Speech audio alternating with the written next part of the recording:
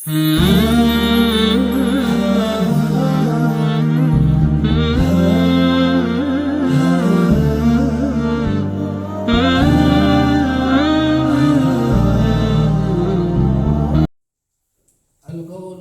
fi ma'asil qalbi. Al-qawlu pembicaraan fi ma'asil qalbi mengenai maksiatnya hati. Ada maksiatnya badan, tapi ada juga maksiatnya hati. Nah, ini yang paling mendapat perhatian serius, mendapat pengobatan serius adalah maksiatnya hati. I'lam, ketahuilah, anna sifatil mazmumata, sesungguhnya sifat-sifat yang tercela fil qalbi, di dalam hati, katsiratun, adalah banyak. Sifat-sifat tercela yang ada di dalam hati, maksiat-maksiat yang dilakukan hati itu banyak sekali. Wa tariqu tathhiril qalbi min radzailiha tawilatun, sedangkan cara membersihkan hati min radzailiha, dari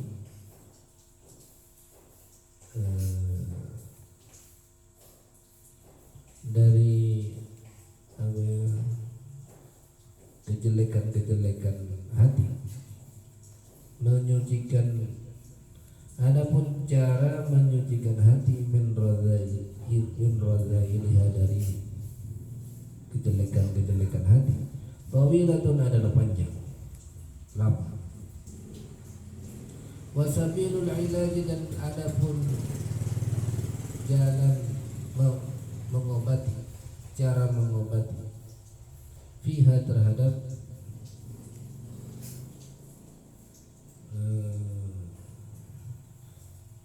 sifat tercela itu, ghamidun, adalah sulit.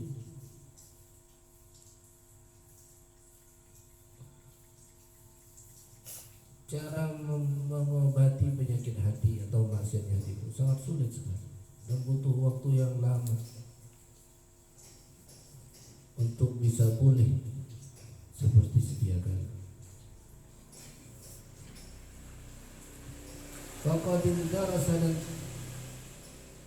dan sungguh telah hilang bil kulliyati, dengan keseluruhan, telah hilang secara keseluruhan, ilmu membersihkan hati itu, wa amaluhu,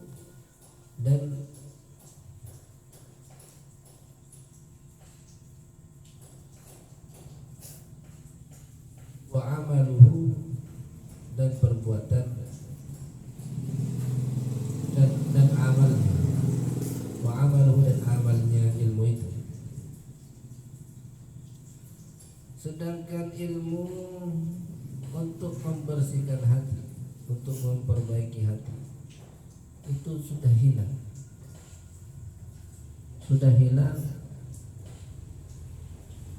ilmunya sudah hilang, prakteknya juga hilang.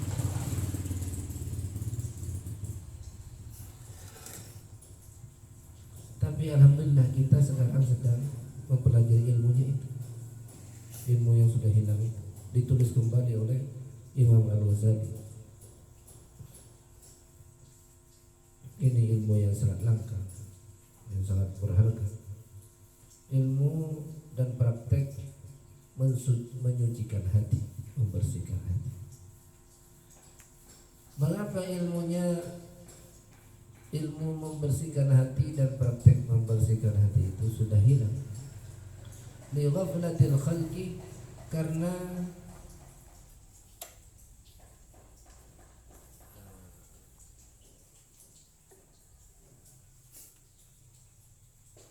li ghaflatil khalqi, karena lupanya manusia, lupanya makhluk, maksudnya lupanya manusia, an anfusihim, terhadap diri mereka, an anfusihim, terhadap diri mereka. Saking manusia itu sudah lupa terhadap dirinya, dibiarkan dirinya itu tak terurus, lupa kepada dirinya, mau dibagaimanakan, mau dikemanakan,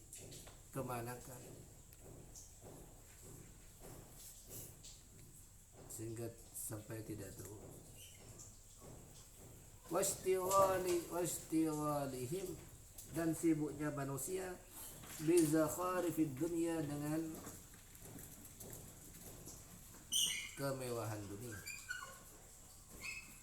Karena saking sibuknya dengan urusan dunia, sampai yang paling berharga dilupakan. Yang paling berharga itu ya dirinya sendiri, dilupakan, dibiarkan berakhlak jelek, dibiarkan tidak diobati, bodoh dibiarkan tidak diobati, jauh dari Allah dibiarkan tidak dicarikan jalan keluarnya, lupa kepada Allah dibiarkan.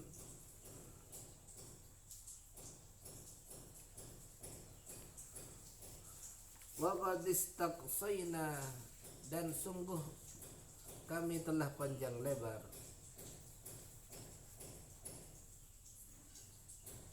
maksudnya menjelaskan panjang lebar, zalika, akan hal itu apa,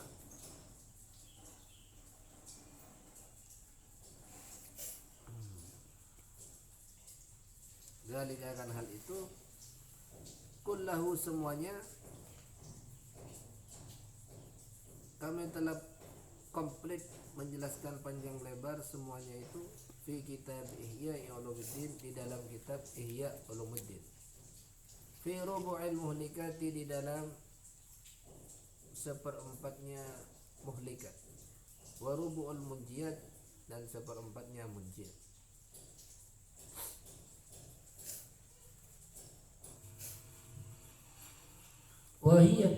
Wahia adapun nikmat Allah itu fi khazaini qudratihi, berada di dalam gudang kekuasaannya, la fi khazainihi, bukan di dalam gudang orang yang kikir itu. Kikir ala ibadillahi, atas hamba Allah. Jadi yang dikatakan bakhil, kalau bakhil itu kikir apa yang kamu miliki untuk diberikan kepada orang lain. Tapi kalau asyahih, kikir nikmatnya Allah itu tidak setuju diberikan kepada orang lain. Jadi kalau ada orang lain itu mendapatkan nikmatan dari Allah, dia itu mangkel hatinya, benci kepada orang itu, iri. Itu namanya kikir terhadap nikmat Allah. Ini lebih parah dari bakhil. Kalau bakhil itu kikir mengenai apa yang kamu pegang, yang ada di tanganmu, kikir untuk diberikan kepada orang lain. Kalau asyahih itu kikir atas karunia Allah. Jadi karunia Allah kalau diberikan oleh Allah kepada seseorang, kepada tetangganya, dia itu tidak setuju, sehingga dia itu membenci orang yang diiri ini, membenci orang yang diiri itu, makan panas hatinya. Itu namanya kikir terhadap nikmat Allah. Padahal nikmat Allah itu bukan ada di tangannya, itu ada di tangan Allah. kok bisa kikir, tidak setuju orang lain mendapatkannya.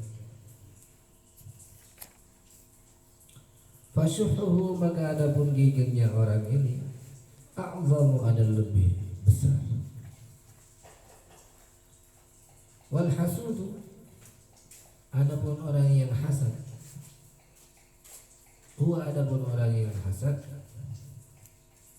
alladzi yashukku alaihi in'amullahi min khazaini qudratihi ala 'abdin min ibadihi bi'ilmin aw malin aw mahabbatin fi qulubin nas aw hadzin min al-hudud.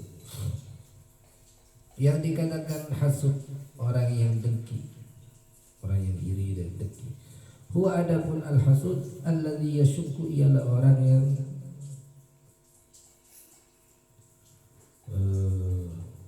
merasa berat alaihi, atas orang, in'amullahi, memberi nikmatnya Allah, min khazaini qudratihi, dari gudang kekuasaan Allah, memberi nikmatnya Allah ala abdin, atas seorang hamba, min ibadi dari hamba-hamba Allah, memberi kenikmatan bi ilmin, dengan ilmu, au malin, atau harta, memberi kenikmatan dengan ilmu atau harta, au mahabbatin fi qulubin nas, atau dicintai di dalam hati manusia, dicintai oleh masyarakat, au hadzin minal hududi, atau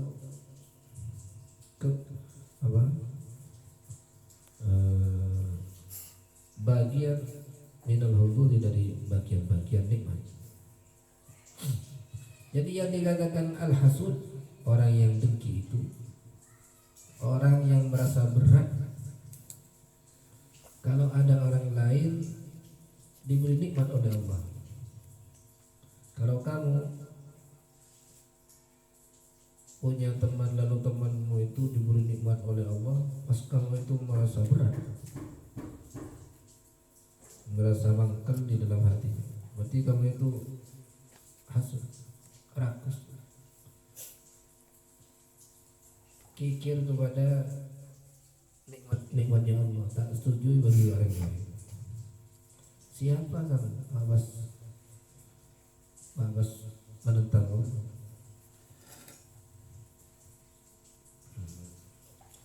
Baik kenikmatan itu berupa ilmu, atau berupa harta, atau berupa disenangi oleh masyarakat, diterima oleh masyarakat, dan lain sebagainya. Kalau kamu itu tidak senang, merasa berat hatimu atas pemberian nikmat oleh Allah kepada salah satu dari hamba-hamba Allah, hatimu itu berat, tak senang, benci ke orang dari nikmat itu, berarti kamu itu orang yang dengki, orang yang iri.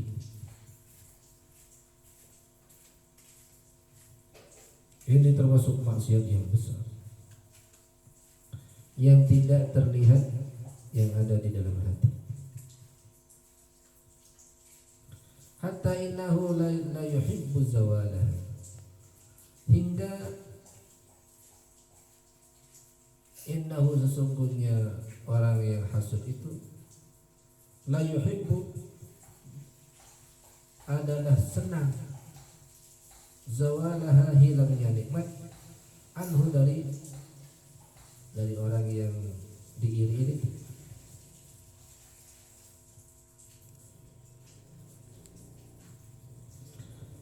Sampai kepada taraf ingin menghilangkan nikmat itu. Cuma gua ada tetangganya sukses, langsung hatinya itu iri, dengki, dan tidak senang dan mangkel. Berarti kamu menentang Allah, kan yang memberi nikmat itu Allah. Berarti kamu tidak sedang protes kepada Allah.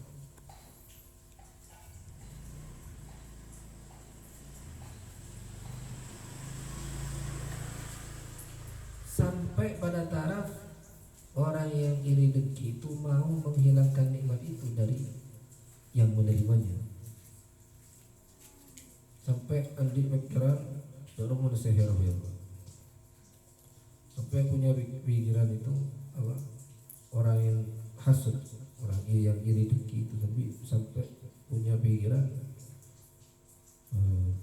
mau menghilangkan nikmat itu dari orang yang menerimanya itu. Misalnya di toko dengan toko yang satu laris, toko yang satunya itu tidak laris. Yang tidak laris itu iri dengki dalam hati. Bagaimana caranya bisa dihilangkan nikmat itu? Itu penyakit hati yang sangat besar.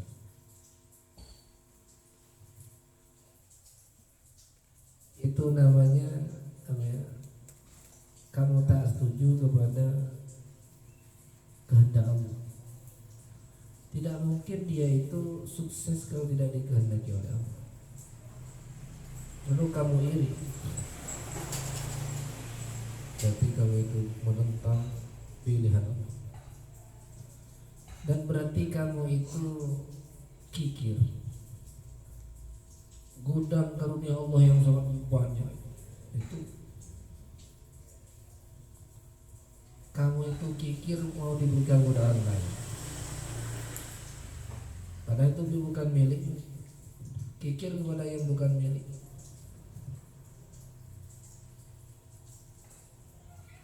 Dan kamu itu telah berbuat apa? Telah beradab yang jelek kepada Allah dengan tidak meridhai Allah berbuat atas kehendak. Ridailah Allah atas segala kehendak, baik kehendaknya yang baik kehendaknya yang berhubungan dengan dirimu maupun dengan orang lain. Kalau kamu itu menginginkan kenikmatan yang sama seperti orang yang kamu iri ini, ya minta kepada Allah. Banyak di gudangnya Allah itu sangat banyak.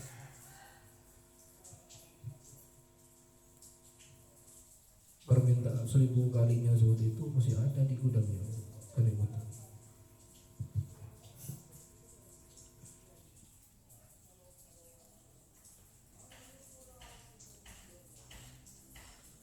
Wa illam yahsul lahu bidzalika syai'un min tilka ni'mati fa hadha mundahal khubus.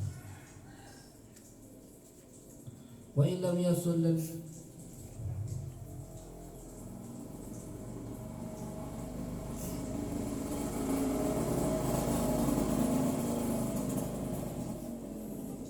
wa illam yahsul sekalipun tidak tercapai lahu bagi orang itu bidzalika dengan hal itu zawaluha syai'un sesuatu min tilkan ni'mati dari nikmat itu. Saking irinya, saking dengkinya itu sampai berpikiran ingin menghilangkan nikmat itu dari orang yang menerimanya. Walaupun itu tidak tercapai, usaha menghilangkannya itu, walaupun tidak tercapai, itu sudah benar-benar dosa besar. Fahadha muntahal khubus, maka ini adalah puncak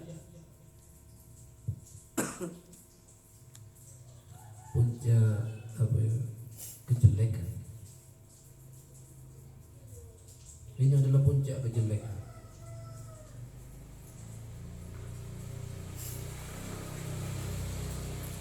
Falidzalika, oleh karena itu, qala bersabda an-Nabi bagi Nabi sallallahu alaihi wasallam.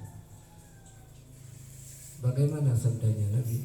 Al-hasadu, adapun hasad, dengki atau iri dengki, ya'kulu adalah memakan hasad itu al-hasanati kepada kebaikan, kama ta'kulun naru sebagaimana makan an-naru api, al-hatab akan kayu bakar.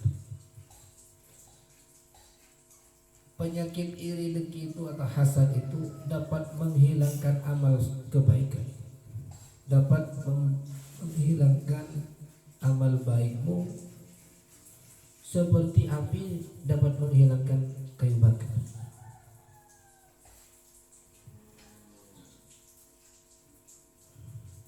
Jadi kalau kamu memiliki sifat hasud di dalam hatimu, berarti amal baikmu itu kebakaran, hangus semua. Saya dengan Nabi, hasad al-hasadu ya'kulul hasanati kama ta'kulun naru al-hatab. Sifat hasad itu, iri dengki itu dapat memakan habis al-hasanat, amal baik, sebagaimana api dapat memakan habis kayu bakar. Kayu bakar yang bertumpuk sebanyak-banyaknya itu dibakar bisa habis.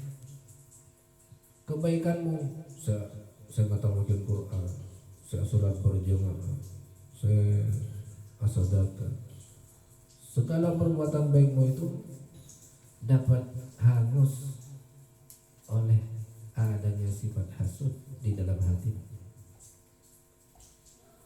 Sungguh berbahaya sifat hasud itu. Bisa-bisa ketika mati sudah hilang, tidak tersisa kebaikannya karena sudah dibakar tiap hari oleh hasud. Sama dengan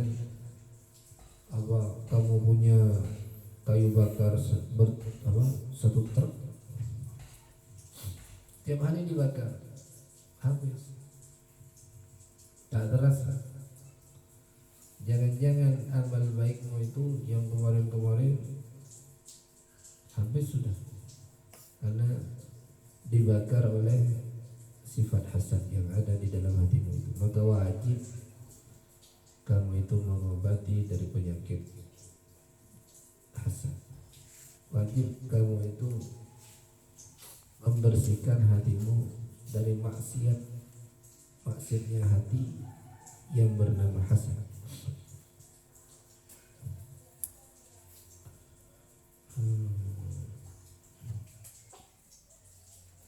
Wal hasudu, adapun orang yang hasad, huwa adapun al hasud al mu'adzibu,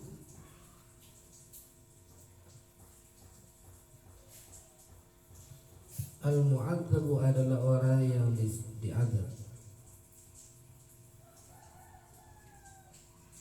alladzi la yurhamu, yang tidak dikasihani. Orang yang hasud itu sama dengan orang yang sedang diazab. Jadi dia itu berpayah-payah berbuat baik, terus sekali lah amal kebaikannya. Pada manusia seksa, pada kamu yang melakukan atau oleh apa?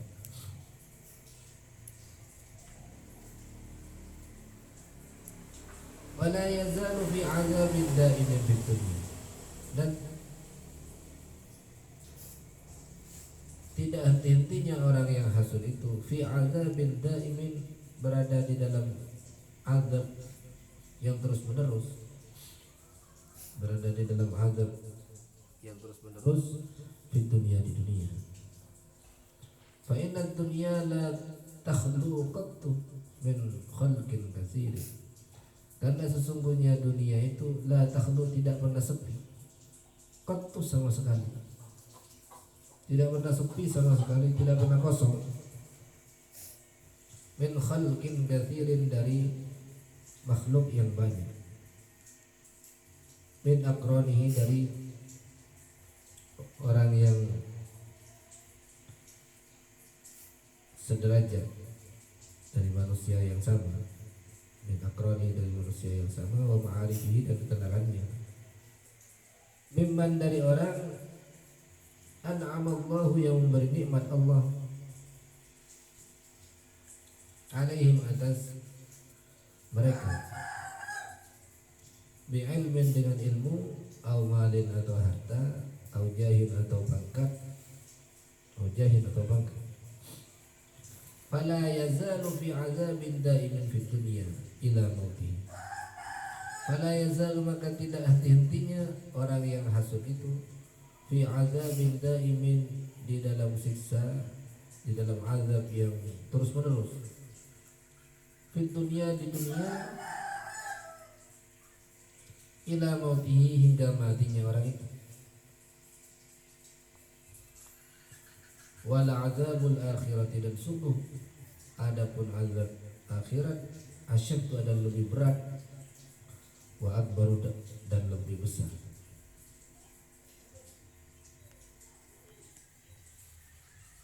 Orang yang memiliki sifat hasud di dalam hatinya itu, memiliki penyakit hasud di dalam hatinya itu bagaikan orang yang terus menerus disiksa di dunia sampai mati. Kenapa begitu? Karena tidak mungkin di dunia itu dia mau pindah kemana pun tidak mungkin kosong dari manusia. Pindah ke sana, ketemu dengan orang yang tetangganya di sana hasut kepada tetangganya, pindah ke sana lagi, pindah ke pulau lain, pindah ke negara lain.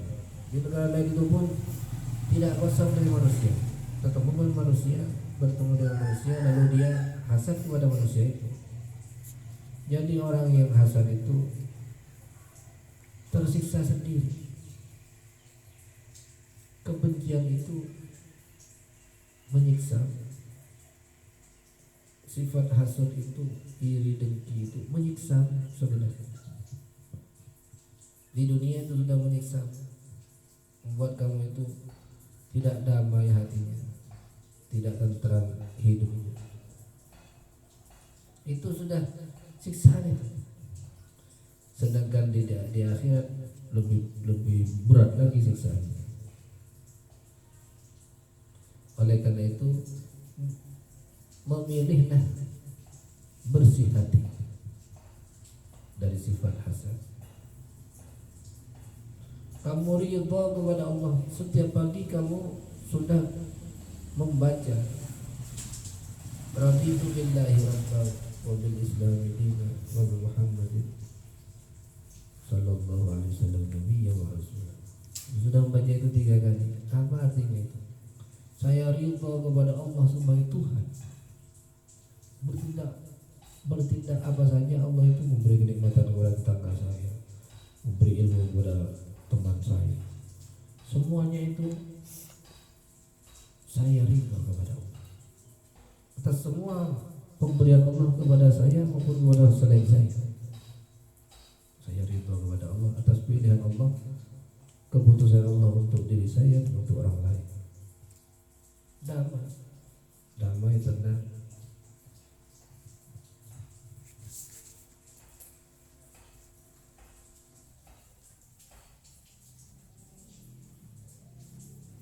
Bal la yasilul 'abdu ila haqiqatil imani, bahkan tidak sampai al-'abdu seorang hamba ila haqiqatil imani kepada hakikatnya iman. Ma lam yuhibba, selama tidak mencintai abad itu lisairil muslimina, untuk seluruh kaum muslimin, tidak menyenang, tidak mencintai ma akan sesuatu yuhibbu yang mencintai abad itu li nafsihi, untuk dirinya abad, li nafsihi, untuk dirinya abad. Karena di dalam hadis itu disebutkan tidak sempurna imannya seseorang sampai dia itu senang apa yang dia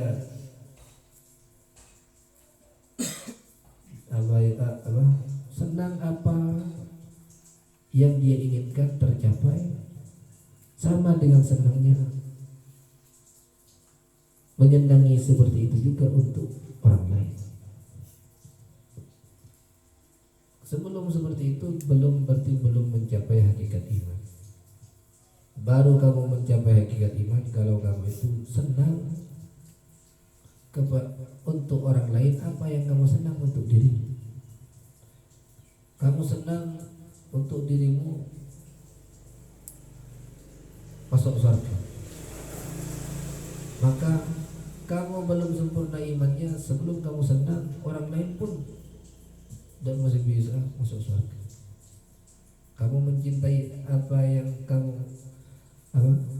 yang kamu inginkan itu didapatkan juga oleh orang lain. Ketika kamu itu menginginkan mobil, berdatangkan oleh mobil, alhamdulillah, alhamdulillahnya itu sama seandainya yang mendapatkan mobil itu dirinya. Alhamdulillah sehat, tetangga. Sama dengan senangnya seandainya sehat itu untuk dirinya. Apa yang dia inginkan untuk dirinya diinginkan juga untuk orang lain. Apa yang disenangi untuk dirinya disenangi juga didapatkan oleh orang lain. Sebelum seperti itu berarti belum sempurna imannya. Ketika orang lain itu mendapatkan kenikmatan, kamu itu harus bahagia sama bahagianya seandainya kenikmatan itu yang memperoleh adalah dirimu. Juga kamu itu punya cita-cita punya mobil misalnya, kamu itu akan senang kalau orang lain juga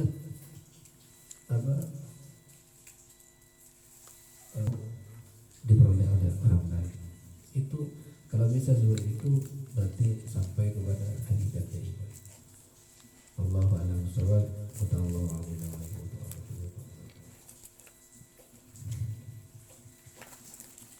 Al-Fatihah.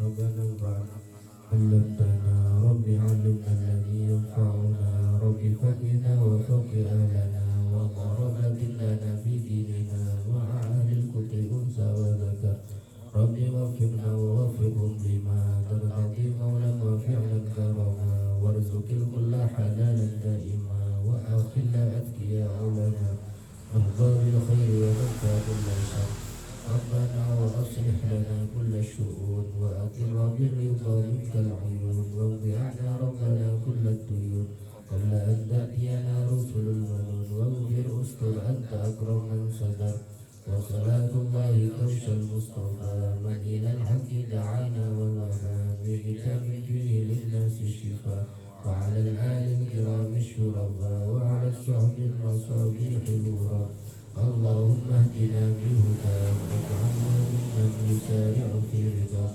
ولا تولنا وليا سواك ولا تجعلنا ممن خالف امرك وعصاك وصلى الله على سيدنا محمد وعلى اله وصحبه وسلم والحمد لله رب العالمين وكنا بدا عدد خلقي ورضا نفسي وزنة عرشي وبداد كلماتي يا ربنا اعترفنا بأننا اقترفنا وأننا أسرفنا على لظى أشرفنا فتب علينا توبة توصل كل حوبة واستر لنا العورات وآمن الروعات واغفر لوالدينا ربي ومولودينا والأهل والإخوان وسائر الخلان وكل ذي محبة أو جيرة أو صحبة والمسلمين أجمع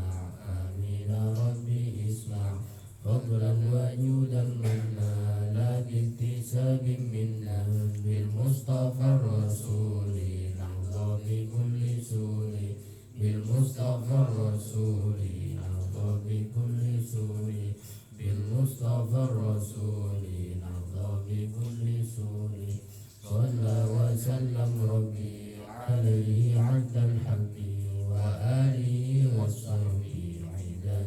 الصحب والحمد لله في البدء والتناهي سبحان ربك رب العزة عما يصفون وسلام على المرسلين والحمد لله رب العالمين في كل لحظة عدد خلقه ورسل وزنة عرشه ومداد كلماته الفاتحة.